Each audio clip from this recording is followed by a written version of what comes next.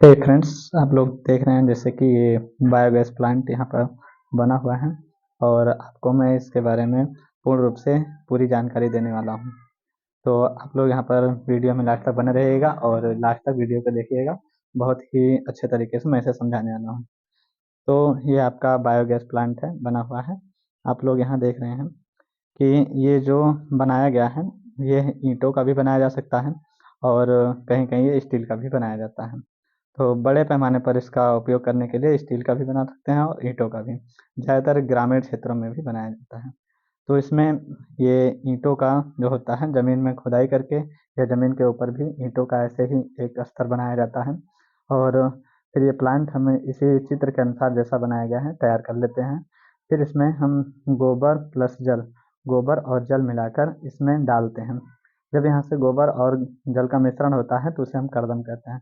जो इसमें डालने के पश्चात यहाँ पर आता है और यहाँ पर एक वाल्व जैसी कुछ व्यवस्था होती है जिसके द्वारा अंदर में गोबर और जल यहाँ पर मिश्रित होता है और यहाँ कुछ समय यहाँ पर रहने के पश्चात इसमें सड़ना शुरू हो जाता है। सड़ने और गलने के पश्चात इसमें गैस बनना धीरे धीरे शुरू हो जाती है और फिर उसके पश्चात यहाँ से गैस टंकी में गैस बन जाती है और ये निकास नली के द्वारा, जिसे गैस निर्गम भी कहा जाता है, इसके द्वारा निष्कासित करके और प्रयोग में लाई जाती है। और शेष जो इसमें गोबर सड़ने गलने के पश्चात जो बचता है, यदि गैस में की टंकी में गोबर ये खाद के रूप में बाहर निकाला जाता है और उर्वरक के रूप में, जिसे निर्गम टंकी कहा जाता है, इसमें प्राप्त होता है। तो जितनी मात्रा हम यहाँ पर डालते हैं उतना ही यहाँ पर इकट्ठा होता है। अगर ज़्यादा मात्रा में डाल देने पर यह बाहर आने लगता है। तो ये था हमारा गोबर गैस प्लांट और आइए इससे संबंधित हम देखते हैं कि परीक्षा में कौन से प्रश्न पूछे जाते हैं। तो यहाँ पर आप लोग देखिए, और इसे संपाचित्र डाइजेस्टर भी कहा जाता है, इस पूरे परिपथ को।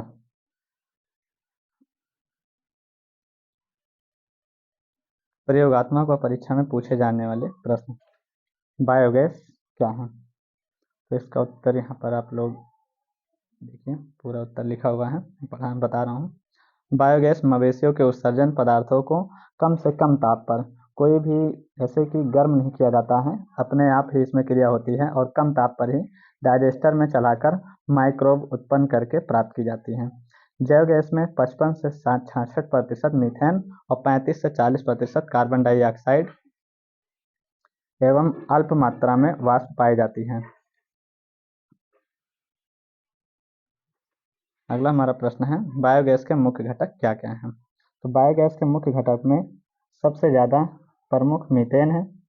इसके अतिरिक्त इसमें carbon dioxide CO2, hydrogen H2, hydrogen sulphide H2S, nitrogen N2,